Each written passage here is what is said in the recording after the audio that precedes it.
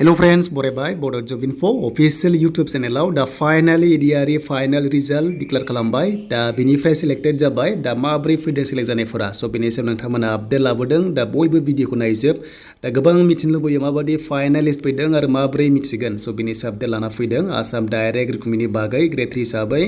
दा appointment letter date ओंखारजोबबाय and बिनिफ्राय नोंथांमोना डाउनलड खालामनो हासिगोन ग्रेड 3 ग्रेड 4 हिसाबै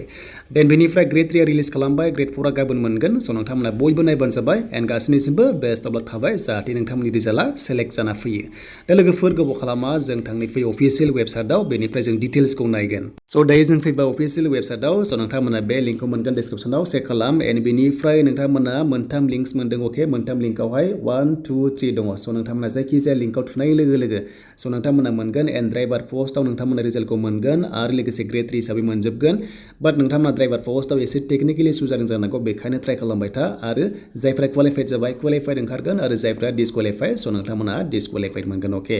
जास्ट जोङो बेयाव लिंकआव क्लिक खालामनाय लोगो लोगो बेयाव नोंनि नाम्बार पासवर्ड होनानै नोंथांमोना लगइन खालाम अब्लानो नोंथांनि रिजाल्ट ओंखारगोन क्वालिफाइड आरो लोगोसे नट क्वालिफाइड स' नोंथांमोनाहाय रिजाल्टखौ मोनगोन जास्ट नोंथांमोना रल नाम्बार एबा एप्लिकेसन नाम्बारखौ होदो बेनिफ्राय नायदो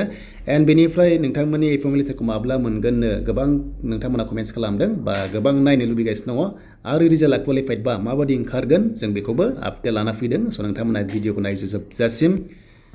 दा हमना ला स' नोंथांमोननि एपइन्टमेन्ट लेटारा माला मोनगोन बेनो जाबाय स' नोंथांमोना एपइन्टमेन्ट लेटारखौहाय 9 मे खालि स' 9 मेआवहाय नोंथांमोना एपइन्टमेन्ट लेटारखौहाय डाउनलड खालामना लानो हागोन बबे डिपार्टमेन्टआव बबे पस्टआव बबेयाव साख्रि मोनखो स' नोंथांमोना बबेयाव पस्टिं जागोन स' गासैबो 9 मे जानाय लोगो लोगो नोंथांमोना मोनजोबगोन स' बेखायनो नोंथांमोना ग्रेड 3 रिजाल्टखौ दिनै नायदो एन्ड ग्रेड 4आ गाबोन मोनगोन लिंकआ एक्टिभ जानाय लोगो लोगो नोंथांमोना आपडेटखौ लाबोगोन एन्ड बेनिफ्राय स' कामिं सुन जागासिनो दङ बेयावनो रिजाल्टआ फैगोन ग्रेड 4आ स' नोंथांमोना जाहाथे गाबोन रिजाल्टखौ मोजां नायो एन्ड बयनिसिमबो अल द बेस्ट नोंथांमोननि रिजाल्टआ जाहाथे फैयो एन्ड बेनिफ्राय काट अफ होआखै डाइरेक्ट क्वालिफाइड नट क्वालिफाइड होनाय जादों अके स' बेखायनो नोंथांमोना नायदिनै माबादि सिस्टेमाव रिजाल्ट आउट जादों जों बेखौ दानिया नायनोसै फैदो क्वालिफाइड जानायखौहाय दा बेयाव फाइनालि क्वालिफाइड जाबाय बेनो जाबाय क्वालिफाइड फर एपइन्टमेन्ट लेटार बेबायदि लिरनाय दङ स' नोंथांमोना बेबायदि मोनगोन एन्ड स' नोंथांमोननि एपइन्टमेन्ट लेटारखौहाय बबे पस्टआव बबे डिपार्टमेन्टआव बबेयाव अफिसाव साख्रि जागोन 9 मे खालि नोंथांमोना मोनसिगोन बेनो जाबाय